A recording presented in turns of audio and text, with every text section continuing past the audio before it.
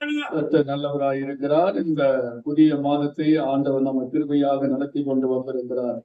கடந்த 8 மாதங்கள் கர்த்தர் நம்ம இருந்து நம்முடைய குடும்பங்களோடும் நம்முடைய ஊழியர்களோடும் நம்முடைய திருச்சபை மக்களோடு கூட இருந்து அற்புதமாய் அதிசயமாய் நடத்தி வந்த தேவாதி தேவனுக்கு கொடான கோடி நன்றிகளை நாம் தெரிவிக்கிறோம். எல்லாம் கனமும் மகிமை துணி சோத்திரங்களும் கர்த்தருக்கு உண்டாவதாக.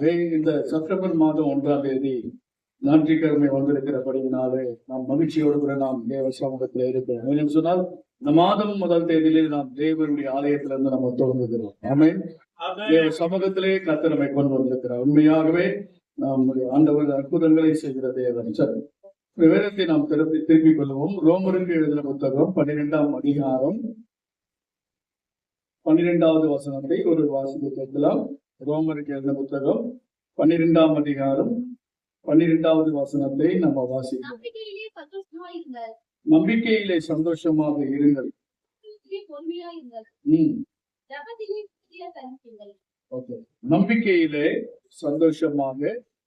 3 காரியங்கள் அங்கே சொல்லப்பட்டிருக்கிறது.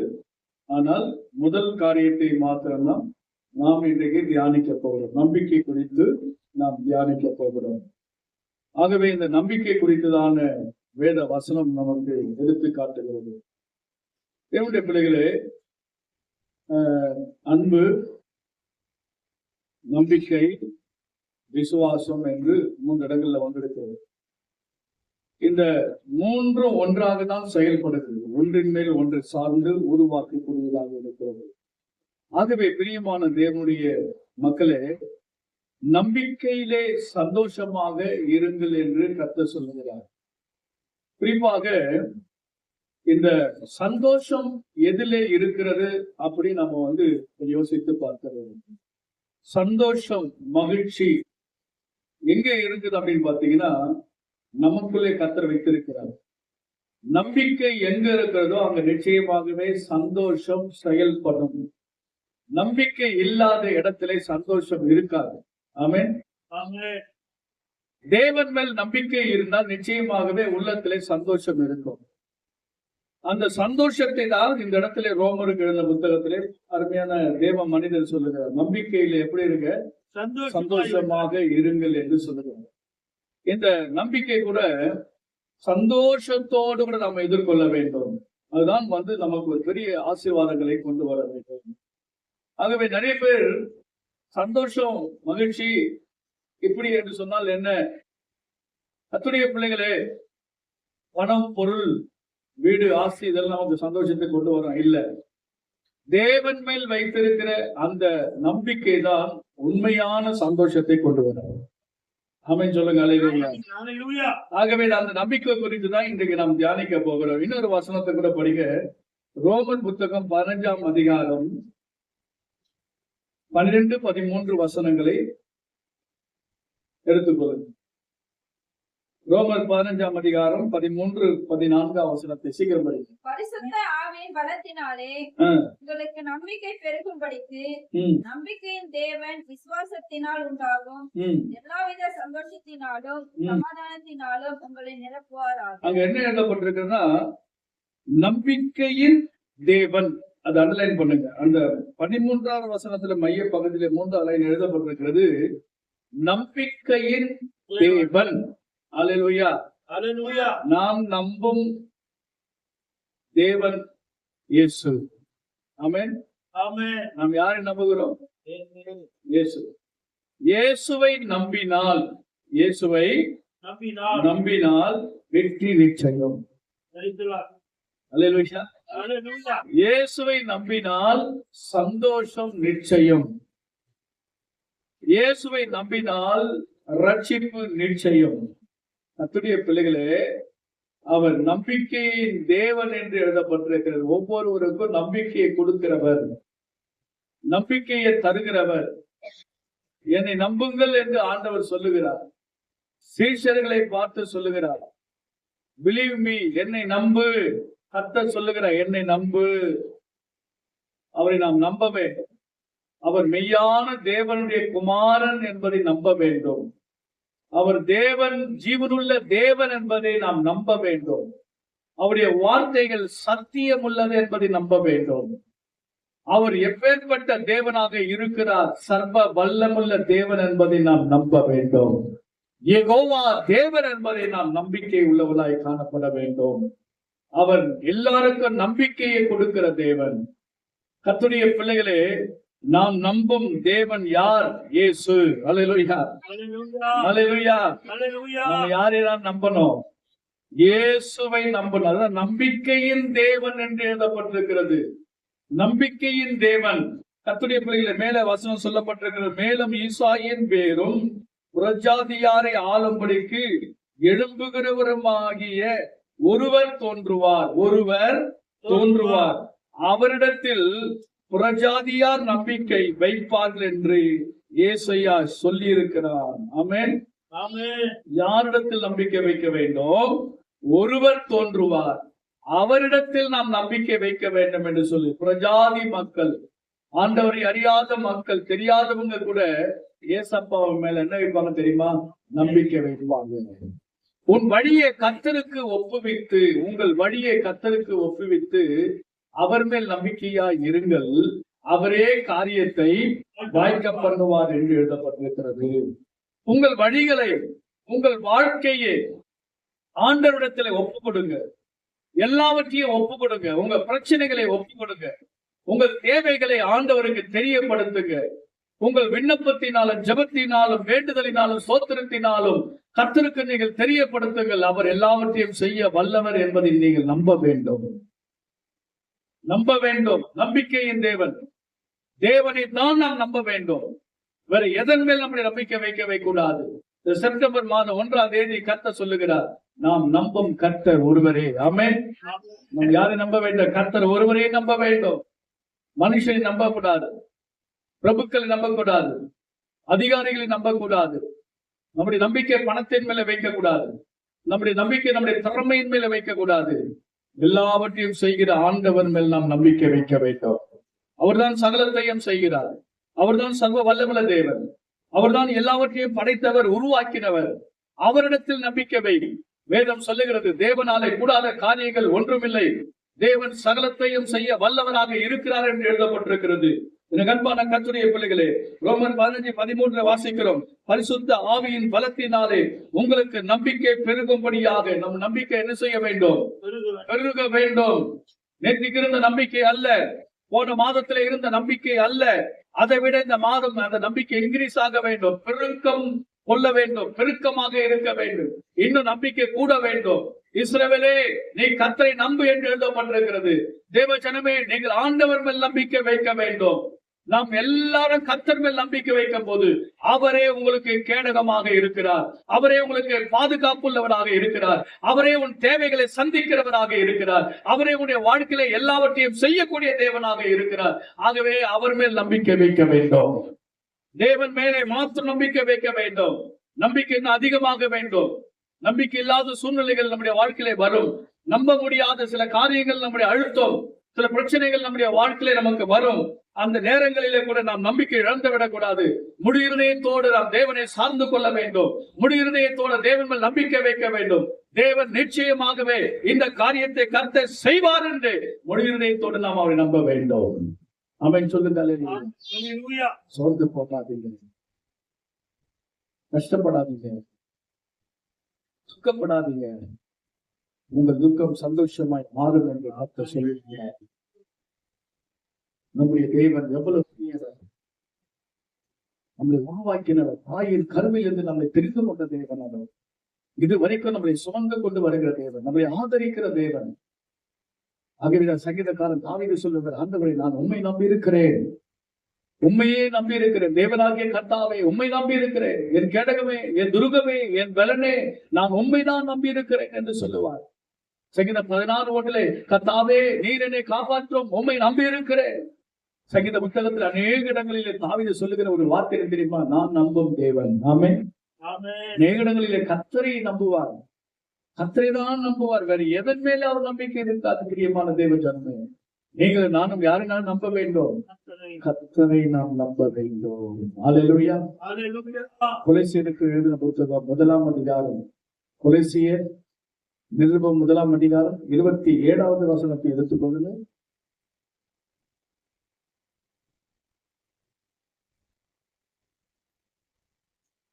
22:27 சீக்கிரம்.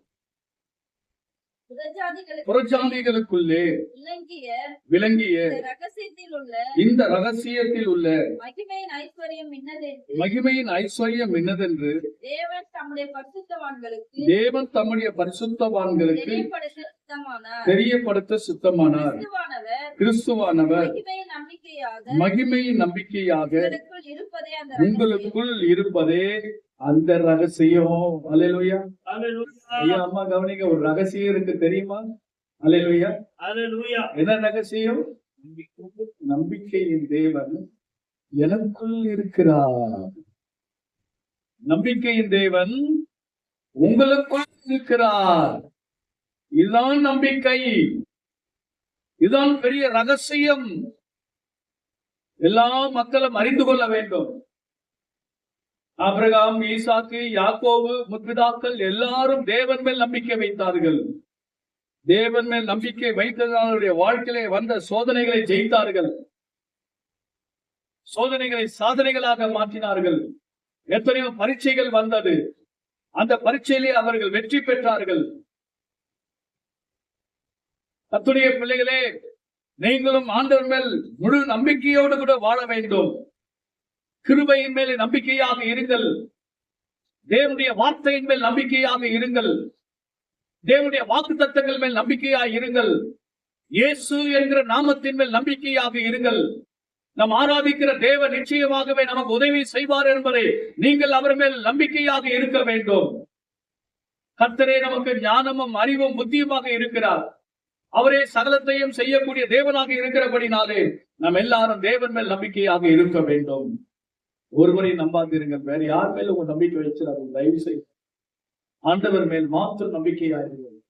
அவரை நம்புகிற ஜனங்களை கர்த்தர் கைவிடவே மாட்டார். கர்த்தர் உங்களை கைவிடவே மாட்டார். நீங்கள் வெட்கப்பட்டு போவதே இல்லை. ஏன் ஜனங்கள் ஒருபோது வெட்கப்பட்டு போவது இல்லை என்று கர்த்தர் சொல்லி இருக்கிறாரே. காலங்கள் ஒருவேளை கடந்து போகலாம். ஆனால் ஆண்டவர் ஒருபோதும் மாறாதவர். நேற்றும் என்றும் என்றும் மாறாதவர். அவர் அழைப்பு, அவர் தெரிந்து கொள்ளுதல், அவர் உங்கள் மேல் வைத்திருக்கிற அபிஷேகம் அதெல்லாம் மாறாதது. கர்த்தருடைய பிள்ளைகளே, எல்லாம் மாறிடும். இயேசுவின் அன்பு ஒரு நாளும் மாறாது. ஆகவே அவர் மேல் நம்பிக்கையாய் இருங்கள். அவர் தருவார், அவர் செய்வார், அவர் முடிப்பார் என்பதை அவர் மேல் நீங்கள் நம்பிக்கையாக இருக்க வேண்டும். எப்பேற்பட்ட காரியங்கள் ஆனாலும் சரி, தீர்க்க முடியாது, செய்ய முடியாது, எப்பேற்பட்ட கடினமான காரியங்களில் ஆண்டவரிடத்தில் கொண்டு வாருங்கள். அவர் எல்லாவற்றையும் செய்து முடிக்க வல்லவராக இருக்கிறார். ஆமென். ஆகவே வேதம் சொல்லுகிறது, புறஜாதிகளுக்குள்ளே விளங்கிய இந்த ரகசியத்தில் உள்ள மகிமையின் ஐஸ்வர்யம் என்னதென்று. அல்லேலூயா. இது என்ன ஐஸ்வர்யம்? மகிமையின் ஐஸ்வர்யம். ஆதி மனிதனுக்கு கர்த்தர் கொடுத்த அந்த மகிமை, இறந்து போன அந்த மகிமை, அந்த மகிமை தான் கர்த்தர் இன்றைக்கு நமக்குள்ளே வச்சிருக்கிறாரு. நமக்குள்ளேதான் அந்த தீபம் எரிந்து கொண்டிருக்கிறது. உங்களுக்குள்ளேதான் அந்த வெளிச்சம் இருக்கிறது. அந்த மண் பாண்டங்களிலே அந்த வெளிச்சத்தை நம்ம பெற்றிருக்கிறோம். உனக்குள் ஒரு ஒளி இருக்கிறது. அந்த ஒளி உன்னை காப்பாற்றும். அவர்தான் இயேசு. இயேசு என்கிற ஒளி உனக்குள் இருக்கிறது. இயேசு என்கிற வெளிச்சம் உனக்குள் இருக்கிறது. ஆகவே கர்த்தருடைய பிள்ளைகளை, இயேசு ஒருவர் நமக்குள் இருக்கிறார் என்பதை நீங்கள் மறந்துவிடக் கூடாது. அல்லேலூயா. இயேசு இருக்கிறாரா உள்ள? ஆமென். அவர் நமக்குள் இருக்கிறார். ஒவ்வொருவருக்குள்ளே தேவன் இருக்கிறார். ஆகவே தேவன் தம்முடைய பரிசுத்தவான்களுக்கு தெரியப்படுத்த சித்தமானார். அல்லேலூயா. எவ்வளவு அன்புள்ள தேவன் நம்முடைய ஆண்டவர். நமக்கு அநேக காரியங்களை தெரியப்படுத்துகிறாரே. தரிசனங்கள் மூலமாக உங்களுக்கு தெரியப்படுத்துகிறாரே. சொப்பனத்தின் மூலமாக தேவன் யார் என்பதை தெரியப்படுத்தினாரே. தீர்க்க தரிசிகள் மூலமாக ஆண்டவர் நமக்கு தெரியப்படுத்தினாரே. வெளியேற பெற்ற வேத வாக்கு தத்தங்களை கொடுத்து நமக்கு தெரியப்படுத்தினாரே. வசனங்களை அனுப்பி நமக்கு தெரியப்படுத்தினாரே. எவ்வளவு பெரிய தேவன்! தூதர்களை தேவன் நமக்கு அனுப்பி நமக்கு தெரியப்படுத்தினாரே. அவருடைய சித்தம் என்ன தெரியுமா? உங்களை ஆசீர்வதிப்பது. தேவ சித்தம் என்ன? உங்களை ஆசீர்வதிப்பதே அவருக்கு சித்தம். ஆண்டவர் உங்கள் மேல் பிரியமாக இருக்கிறார். தேவ ஜனமே, தேவன் உங்களை நேசிக்கிறார். நிச்சயமாக அவர் உங்களை நடத்த வல்லவனாக இருக்கிறார். தேவன் தம்முடைய பரிசுத்தவான்களுக்கு தெரியப்படுத்த சித்தமானார்.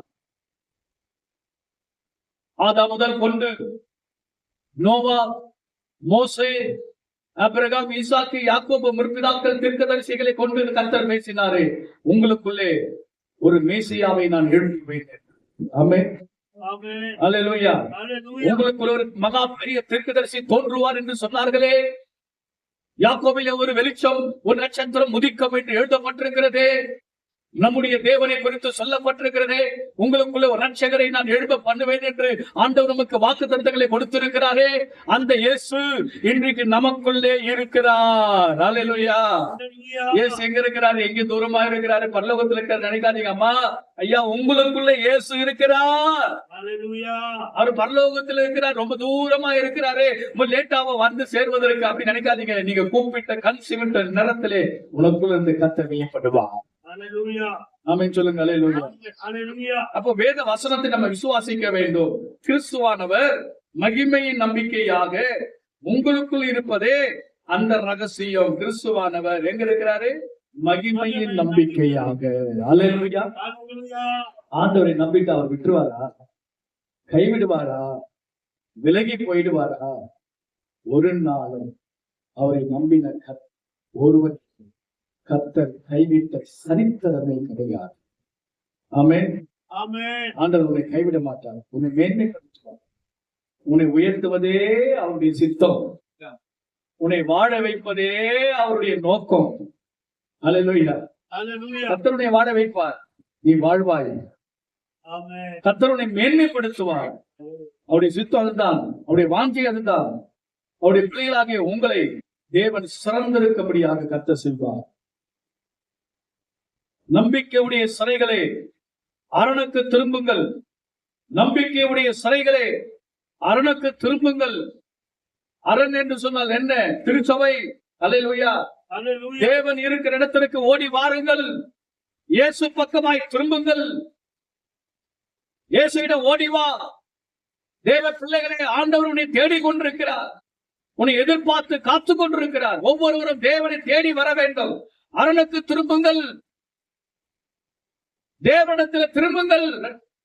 நம்பிக்கையுடைய சிறைகளே, இரட்டிப்பான நன்மையை தருவேன் என்று கர்த்தர் சொல்லுகிறார். ஆண்டவரை நம்புகிற பிள்ளைகளுக்கு இரட்டிப்பான ஆசீர்வாதம். ஆமென். அல்லேலூயா. கர்த்தர் இரட்டிப்பான ஆசீர்வாதத்தை கர்த்தர் கொடுப்பார். இரு மட்டனி. அல்லேலூயா.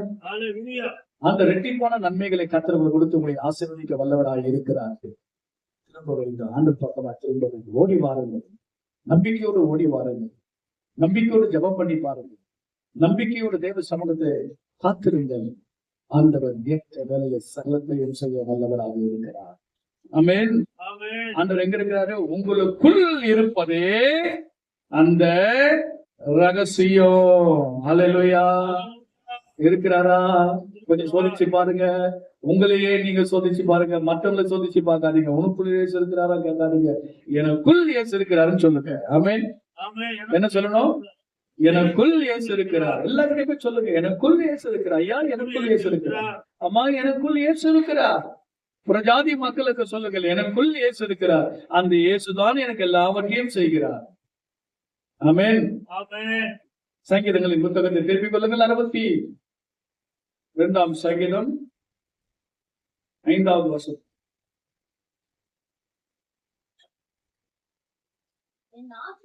என் ஆத்துமாவே தேவனையே நோக்கி அமர்ந்து, நான் நம்புகிறது அவராலே வரும். நான் நம்புகிறது அவராலே வரும். நீ எதை நம்புகிறாய்? எந்த காரியம் நடக்க வேண்டும் என்று நம்பிக்கொண்டிருக்கிறாய்? எது நடக்கவில்லை என்று யோசனை பண்ணி கொண்டிருக்கிறாய்? அது நிச்சயமாய் வரும் என்று கர்த்தர் சொல்லுகிறார். என் ஆத்துமாவே தேவனை நோக்கி அமர்ந்தது. நம்முடைய ஆத்மாவுக்கு நாம் சொல்ல வேண்டும். தேவ சமூகத்திலே அமர்ந்திருக்கும்படியாக, ஜெபிக்கும்படியாக நாம் சொல்ல வேண்டும். பொறுமையாய் இருக்க வேண்டும். அவசரப்படக்கூடாது. பதற்றம் அடையக்கூடாது. தேவனுக்கு கீழ்ப்படிய வேண்டும். தாழ்மையோடு காத்திருக்க வேண்டும். பொறுமையோடு கூட அமர்ந்திருக்க வேண்டும். தேவ சமூகத்தில் அமர்ந்திருக்கிற பழக்கம் நமக்கு இருக்க வேண்டும். 1 மணி நேரம் 2 மணி நேரம் போதாது. அதிக மணி நேரம் தேவ சமூகத்திலே காத்திருக்கிற ஒரு அனுபவம் நமக்கு வேண்டும். தேவ சமூகத்திலே காத்திருந்து ஜெபிக்கிற பிள்ளைகளுக்கு ஒரு பெரிய ஆசீர்வாதம் உங்களை தேடி வருகிறது. ஒரு பெரிய நன்மை உங்களை தேடி வருகிறது. பரலோகத்திலிருந்து ஆண்டவர் தம்முடைய காரியத்தை உங்களுக்கு அனுப்பி கொண்டிருக்கிறார். ஏற்ற நேரத்தில் அது உங்களிடத்துல வந்து சேரும் என்று வேத வசனம் சொல்லுகிறது. தானியேலுக்கு ஜெபம் பண்ணி கொண்டிருக்கும் பதில் உண்டானது என்று வேதம் சொல்லுகிறது. ஜெபிக்க தொடங்கின போதே ஆண்டவர் நமக்கு பதில் கொடுத்து விடுகிறார். ஆமென். கேட்கும் போதே கர்த்தர் எல்லாவற்றையும் நமக்கு அனுப்பி தருகிறார். ஏற்ற நேரத்திலே வந்தது உன்னை சேரும். ஆமென். என் ஆத்துமாவை பரிசுத்தம் சொல்ல வேண்டும். தேவனையே சார்ந்து அமர்ந்து கொண்டு பொறுமையாயிரு. நான் நம்புகிறது அவராலே வரும். யோவான் சுவிசேஷ புத்தகத்தை நாம் திருப்பிக் கொள்ளுவோம். யோவானுக்கு சுவிசேஷ புத்தகம் 4ஆம் அதிகாரம் 49 படிக்க பார்ப்போம் சீக்கிரம். அதற்கு ராஜாவின் மனுஷன், ஆண்டவரே, என் பிள்ளை சாகுவதற்கு முன்னே வர வேண்டும் என்றார். இயேசு அவரை நோக்கி, நீ போகலாம், உன் குமாரன் பிழைத்திருக்கிறான் என்றார். அந்த மனுஷன் இயேசு சொன்ன வார்த்தையே நம்பி போனான். அந்த மனுஷன் இயேசு சொன்ன வார்த்தையை நம்பி போனான். இயேசு சொன்ன வார்த்தை. தேவனுடைய பிள்ளைகளே, மனுஷர்கள் என்ன சொல்லுகிறார்கள் என்பதை நீங்க பார்க்காதீங்க. இயேசு என்ன சொல்லுகிறார் என்பதை கவனித்து பாருங்கள். இயேசு உனக்காக ஒரு வார்த்தையை வைத்திருக்கிறார். ஆமென். இயேசு உனக்காக ஒரு காரியத்தை தேவன் வைத்திருக்கிறார். இயேசுவிடத்திலே வார்த்தை உண்டு. இயேசுவிடத்திலே வல்லமை உண்டு. இயேசுவிடத்திலே வசனங்கள் உண்டு. அந்த மனுஷன், ராஜாவின் மனுஷன், இயேசு சொன்ன வார்த்தையே நம்பி போனான். அல்லேலூயா. நாம் யாரும் மேல் நம்பிக்கை வைக்கணும்? இயேசுவின் வார்த்தையின் மேல. இயேசுவின் வார்த்தையின் மேல் நம்பி போங்கம்மா. ஆண்டவர் சொல்லிட்டாதான் செய்வாரு. அல்லேலூயா. அவர் மாற்றவும் மாட்டாரு, மறக்கவும் மாட்டாரு. அல்லேலூயா. இயேசு சொன்ன வார்த்தையின் மேல ஒரு நம்பிக்கை. அதுதான் நம்ம இன்னைக்கு நம்ம பார்க்கிறோம். நம்பிக்கையின் தேவன். நம்முடைய தேவன் யாருங்க? நம்பிக்கையின் தேவன். நம்பிக்கை கொடுக்கிறவர்கள். ஓ, ஆண்டவர் சொல்றார், போப்பா, உன் குமாரன் பிழைத்திருக்கிறார், கவலைப்படாத. வியாதியா இருக்கிறார், மரணத்திற்கு ஏதுவா இருக்கிறார், அழுகிறார். ஆண்டவரே, நீர் வந்து குணமாக்க வேண்டும். எப்படியாக பிள்ளையை காப்பாற்றுங்க. அப்படி கெஞ்சுகிறார். ஆண்டவர் சொன்னார், ஓ, பிழைத்திருக்கிறான். அல்லேலூயா. நீ போகலாம், உன் குமாரன் பிழைத்திருக்கிறார். ஆண்டவர் வந்து ஜீவனை கொடுக்கதான் ஆண்டவர் உலகத்திற்கு வந்திருக்கிறார். அழிக்க வரவில்லை, உருவாக்க வந்திருக்கிறார். ஜீவனை கொடுக்க ஆண்டவர் வந்திருக்கிறார். மறுவாழ்வு கொடுக்கும்படி ஆண்டவர் வந்திருக்கிறார். ஏற்கனவே ஒரு வாழ்வு இப்படி ஆயிடுச்சு, கவலைப்படாத, மறுவாழ்வு உனக்கு உண்டு. ஒரு புதிய வாழ்வை கர்த்தருக்கு வைத்திருக்கிறார். உன் வாழ்க்கை இன்னும் முடிந்து போகவில்லை, இனிமேல் ஆரம்பம். ஒரு புதிய வாழ்வை தேவன் உனக்காக ஆயத்தப்படுத்தி வைத்திருக்கிறார் என்பதை நீங்கள் நம்ப வேண்டும். அந்த வார்த்தை, அந்த வாழ்க்கை ஆண்டவரிடத்திலிருந்து வரும். மனுஷர்கள் என்ன சொல்லுகிறார்கள், உலகம் என்ன சொல்லுகிறது கேட்காதே, காது கொடுத்து கேட்காதே. ஆண்டவர் என்ன சொல்லுகிறார் என்பதை காது கொடுத்து கேள். தேவ சபையில தேவன் இருக்கிறார், தேவன் பேசிக் கொண்டிருக்கிறார். கர்த்தருடைய வார்த்தை தான் நமக்கு ரொம்ப முக்கியம். இயேசு என்ன சொல்லுகிறார் கூர்ந்து கவனிங்கள். தேவனுடைய வார்த்தையை முக்கியத்துவப்படுத்துங்கள். இயேசு பேசுகிறார். இயேசு சொன்ன வார்த்தையை நம்பி போனான். அல்லேலூயா. அந்த மணி நேரம், அந்த மணி நேரத்திலே அந்த மகன் குணமாயிட்டான். அல்லேலூயா. அதே மணி நேரம் இயேசு சொன்ன அந்த மணி நேரத்தில் அற்புதங்கள் நடக்கும். ஆச்சரியம் நடந்தது. எல்லாரும் பிரமிப்படைந்தார்கள், ஆச்சரியப்பட்டார்கள். தூரமாய் இருக்கிறவர் எங்கேயோ இருக்கிற பையனுக்கு கட்டளையிடுகிறார். அது அப்படியே நடக்கிறது. எப்படி? அதுதான் வார்த்தையின் வல்லமை. ஆமென். இயேசு சொன்ன வார்த்தையில இன்றைக்கு வல்லமை உண்டு. அற்புதங்கள் நடக்கும். தேவ பிள்ளைகளே, இயேசுவின் வார்த்தையின் மேலே நம்பிக்கை வையுங்கள். கர்த்தர் பெரிய காரியங்களை செய்வார். சங்கீதம் 39:7 வாசிக்கிறோம். சங்கீதம் 39:7 படிங்க, சீக்கிரம் திருப்பிக் கொள்ளுங்க. சங்கீதங்களின் புத்தகம் 39ஆம் அதிகாரம் 7வது வசனத்தை ஒரு வாசிங்க.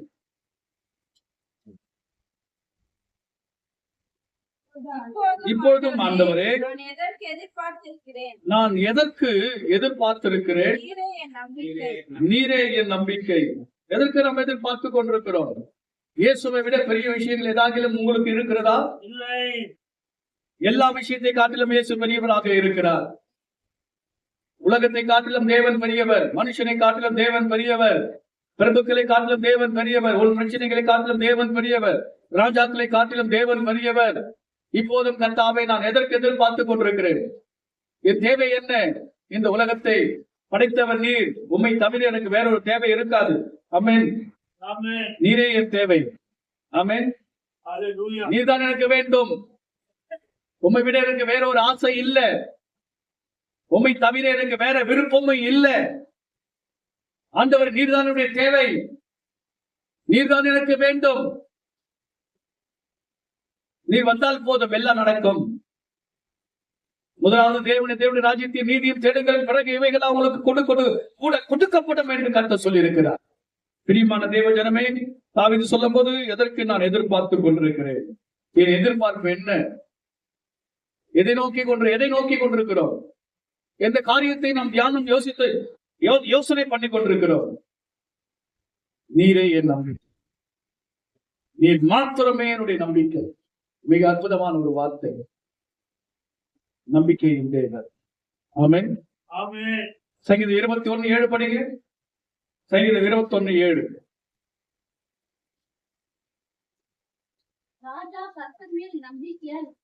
ராஜா கர்த்தர் பேரில் நம்பிக்கையாக இருக்கிறார். போதும், நீரே நம்பிக்கை என்று ராஜா சொன்னார். தாவீது ராஜா, இஸ்ரவேலின் அரசன், தேவன் மேல் நம்பிக்கையாக இருந்தார்.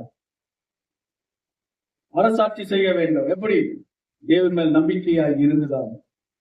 இந்த ராஜா யார் மேல் நம்பிக்கையா இருக்கிறார்? தாவீது ராஜா கர்த்தர் பேரில் நம்பிக்கையா இருக்கிறார். ஆமென். உங்களையும் என்னையும் ராஜாக்களும் ஆசாரியருமாக கர்த்தர் வைத்திருக்கிறார். நீங்க எல்லாம் ராஜா தான். அல்லேலூயா. இங்க உட்கார்ந்து கொண்டிருக்கிற எல்லாருமே ராஜா, ராணி. உங்க நம்பிக்கை யார் மேல இருக்கணும்? தாவீது ராஜா கர்த்தர் மேல் நம்பிக்கையா இருக்கிறார். தானியேல் கர்த்தர் மேல் நம்பிக்கையா இருக்கிறார். ஆபிரகாம் கர்த்தர் மேல் நம்பிக்கையா இருக்கிறார். ஈசாக்கு கர்த்தர் மேல் நம்பிக்கையா இருக்கிறார். தாவீது கர்த்தர் மேல் நம்பிக்கையா இருக்கிறார். நீங்கள் நான் யார் மேல் நம்பிக்கையா இருக்க வேண்டும்? கர்த்தர் மேல் நம்பிக்கையா இருக்க வேண்டும். அல்லேலூயா. கர்த்தர் மேல் நம்ம நம்பிக்கை வைத்தால் நிச்சயம் ஒரு பெரிய வெற்றி கிடைக்கும், ஒரு பெரிய ஆசீர்வாதம் உண்டாகும். கர்த்தர் மேல நம்பிக்கை. ஆமென். லூக்கா சுவிசேஷ புத்தகம் 5ஆம் அதிகாரத்தை நாம் திருப்பிக் கொள்வோம். லூக்கா சுவிசேஷ புத்தகம் 5ஆம் அதிகாரம் 4வது வசனம். அவர் போதகம் பண்ணின பின்பு சீமோனை நோக்கி ஆழத்திலே தள்ளிக்கொண்டு போய் மீன் பிடிக்கும்படி உங்கள் வலைகளை போடுங்கள் என்றார். ஆண்டவர் என்ன சொன்னாரு? வலைகளை மீன் பிடிக்கும்படி வலைகளை என்ன சொன்னாரு? போடுங்கள். அல்லேலூயா. போடுங்கள், வலைகளை போடுங்கள். மீன் பிடிக்கிறவர்களை பார்த்து ஆண்டவர் சொன்னார். அங்க யாரெல்லாம் இருந்தது? சீமோன் பேதுரு, யாக்கோபு, அவருடைய கூட்டாளிகள் எல்லாரும் கலிலே அந்த கடற்கரை அண்டையிலே திரளான ஜனங்கள் இயேசு கிறிஸ்து தேடி வந்தார்கள். எல்லாருக்கும் போதகம் பண்ணினார். தேவனுடைய வார்த்தை அநேகர் கேட்டார்கள். தேவனுடைய வார்த்தையை கேட்கும்படிதான் ஜனங்கள் வந்தார்கள். மீன் பிடிக்கிறவர்களும் தேவனுடைய வார்த்தைகளை கேட்டுக்கொண்டுதான் இருந்தார்கள். ஆண்டவர் பேசுகிறார், நம்பிக்கையை கொடுக்கிறார். நம்பிக்கைக்குரிய வார்த்தைகள், விசுவாசத்துக்குரிய வார்த்தைகளை அவர்கள் கேட்டுக்கொண்டிருக்கிறார்கள். ஏன்? அவர் நம்பிக்கையின் தேவன். ஆமென். அவர் எப்படிப்பட்டவர்? நம்பிக்கையின் தேவன். நம்ப வேண்டும். அடுத்த வசனம் சொல்லுகிறது, வலைகளை போடுங்கள் என்று ஆண்டவர் சொல்லும் போது சீமோன் என்ன சொல்ற? ஐயரே, ராம் முழுவதும் நாங்கள் பிரயாசப்பட்டும் ஒன்றும் அகப்படவில்லை. ஆகிலும் உம்முடைய வார்த்தையின்படியே போடுகிறேன். உம்முடைய வார்த்தையின்படி போடுகிறேன். நல்லா கவனிக்கிறேன். நீங்கள் இயேசு என்ன சொன்னார்? வலையை போடுங்கள். இவர் என்ன சொல்றாரு? வலையை போடுகிறேன். அல்லேலூயா. அந்த வசனம் சொல்லி இயேசு வலையை போடுங்கள் போடுங்கள் என்று சொன்னார். இவர் என்ன செய்யறாரு? போடுகிறேன். போடுகிறேன். இருக்கா? இந்த வசனத்தை பாருங்க. 4ஆம் வசனத்தை, வலையை போடுங்கள் என்று இயேசு சொன்னார். சீமோன் பேதுரு அடுத்த வசனத்திலே வலையை போடுகிறேன் என்று சொல்லுகிறார். போடுகிறேன். அல்லேலூயா. போடு.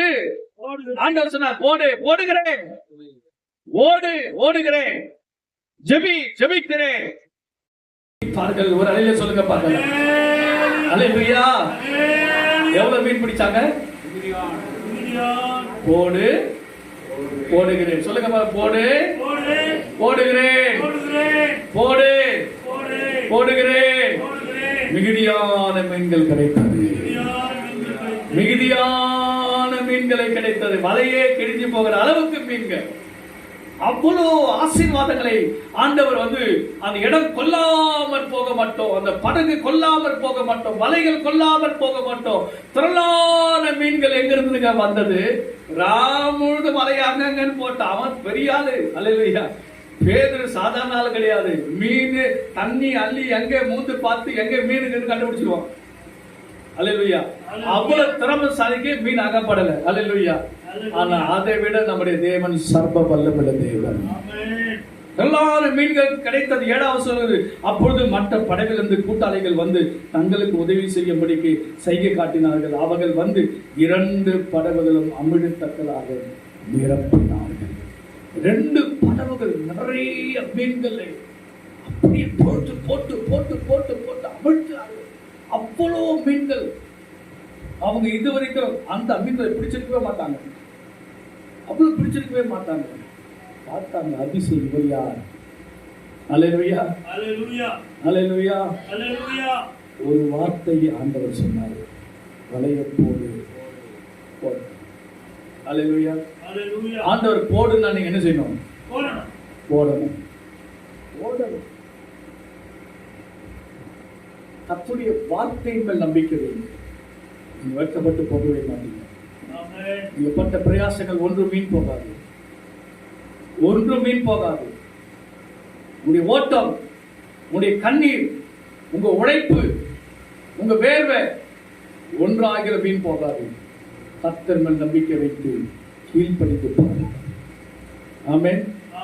கர்த்தர் சொன்னாரு செய்யுங்க. முழுவதும் விசுவாசிக்க வேண்டும், நம்ப வேண்டும். போடுன்னு சொன்னாரு, போட்டுருங்க. அல்லேலூயா, அல்லேலூயா. கர்த்தருடைய ஆசீர்வாதத்தை 2 மடங்கு 2 படகு நிறையாக அவங்க ஆசீர்வாதத்தை பெற்றுக் கொண்டார்கள். அல்லேலூயா, அல்லேலூயா. நம்முடைய தேவன் அவ்வளவு பெரிய தேவன். அல்லேலூயா. பாருங்க, வேத வசனம் சொல்லுகிறது 34ஆம் சங்கீதம் 34ஆம் சங்கீதத்தை திருப்பிக் கொள்ளவும். பிள்ளைகளே, எல்லா ஆசீர்வாதத்தினாலும் ஆண்டவர் உங்களை நிரப்பப் போகிறார். சகலவிதமான சமாதானத்தினாலே கர்த்தர் உங்களை நிரப்பப் போகிறார். உங்க குடும்பத்தில், உங்க உள்ளத்தில் சகலத்தையும் தேவன் தந்து ஆண்டவர் உங்களை ஆசீர்வதிக்க விரும்புகிறார். அந்த ஆசீர்வாதத்தை பெற்றுக்கொள்கிற நாம் முழு இதயத்தோடு தேவன் நம்பிக்கையாக இருப்போம். நம்பிக்கையின் தேவன் உங்களை ஆசீர்வதிப்பார். கண்களை நாம் ஜெபிக்கலாம். ஹல்லேலூயா, ஹல்லேலூயா, ஹல்லேலூயா.